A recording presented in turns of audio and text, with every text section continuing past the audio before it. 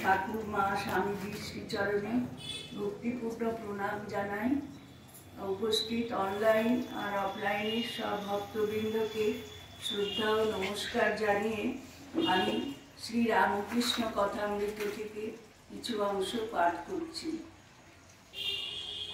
তব কথামৃতম তপ্ত জীবনম কবিভিদিতম কর্মসাপোহম শ্রবণ মঙ্গলম শ্রীমদাততম ভুবি বিনন্তি যে ভুরিদা জনা। ওম স্থাপকায় চ ধর্মস্য সর্বধর্ম স্বরূপিণে অবতার বরিষ্ঠায় রামকৃষ্ণায় তে নমঃ।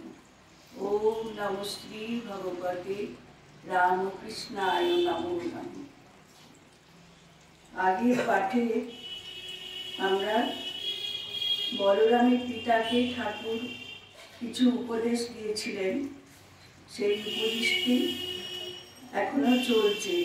তারপরের থেকে আমি পাঠ করছি। সাধক নানা রকম, সাত্ত্বিক সাধনা গোপনে, সাধক সাধন ভজন গোপনে করে, দেখলে প্রাকৃত লোকের মতো বোধ হয়, মশারির ভিতর ধ্যান করে। রাজসিক সাধন বাহিরের আড়ম্বর রাখে, গলায় মালা, ভেদ, গেরুয়া, গরদের কাপড়, সোনার দানা দেওয়া জপের মালা, যেমন সাইনবোর্ড মেরে বসা। বৈষ্ণব ভক্তদের বেদান্ত মতের অথবা শাক্ত মতের উপর তত শ্রদ্ধা নাই। বলরামের পিতা মহাশয়কে ঐরূপ সংকীর্ণ ভাব পরিত্যাগ করিতে ঠাকুর উপদেশ দিতেছেন। শ্রী রামকৃষ্ণ বলরামের পিতা প্রভৃতির প্রতি যে ধর্মই হোক, যে মতই হোক, সকলেই সেই এক ঈশ্বরকে ডাকছে। তাই কোনো ধর্ম, কোনো মতকে অশ্রদ্ধা বা ঘৃণা করতে নাই। বেদে তাকেই বলছে সচ্চিদানন্দ ব্রহ্ম, ভাগবতাদি পুরাণে তাকেই বলছে সচ্চিদানন্দ কৃষ্ণ, তন্ত্রে বলেছে সচ্চিদানন্দ শিব, সেই এক সচ্চিদানন্দ। বৈষ্ণবদের নানা থাক আছে। বেদে তাকে ব্রহ্ম বলে, একদল বৈষ্ণবেরা তাকে বলে আলেক নিরঞ্জন। আলেক অর্থাৎ যাকে লক্ষ্য করা যায় না, ইন্দ্রিয়ের দ্বারা দেখা যায় না। তারা বলে রাধা আর কৃষ্ণ আলেকের দুটি ফুট। বেদান্ত মতে অবতার নাই। বেদান্তবাদীরা বলে রাম কৃষ্ণ এরা সচ্চিদানন্দ সাগরের দুটি ঢেউ, এক বই তো দুই নাই।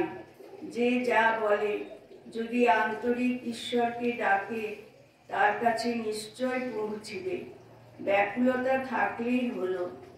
শ্রী রামকৃষ্ণ ভাবে বিভোর হইয়া ভক্তদের এই সকল কথা বলিতেছিলেন। এইবার একটু প্রকৃতিস্থ হইয়াছেন ও বলিতেছেন, তুমি বলরামের বাপ, বলরামের পিতাকে শিক্ষা, ব্যাকুল হও। সকলে একটু চুপ করিয়া আছেন। বলরামের বৃদ্ধ পিতা নিঃশব্দে হরিনামের মালা জপ করিতেছেন। শ্রী রামকৃষ্ণ মাস্টার প্রভৃতির প্রতি, আচ্ছা এরা এত জপ করে, এত তীর্থ করেছে, তবু এরকম কেন, যেন 18 মাসে 1 বছর। হরিশকে বললুম, কাশি যাওয়া কি দরকার যদি ব্যাকুলতা না থাকে?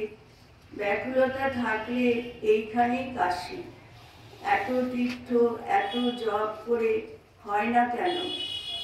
ব্যাকুলতা নাই।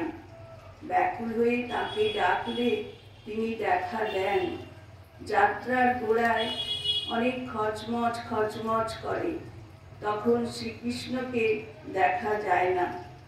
তারপর নারদ ঋষি যখন ব্যাকুল হয়ে বৃন্দাবনে এসে বীণা বাজাতে বাজাতে ডাকে আর বলে প্রাণ হে গোবিন্দ মম জীবন, তখন কৃষ্ণ আর থাকতে পারেন না। রাখালদের সঙ্গে সামনে আসেন আর বলেন ধবলি রও ধবলি রাও। ওম নিরঞ্জনং নিত্যম অনন্ত রূপম ভক্তানুগম পার্থিত বিগ্রহং বৈ ঈশাবতারং পরমীশমিদং তং রামকৃষ্ণং শিরসা নমামি।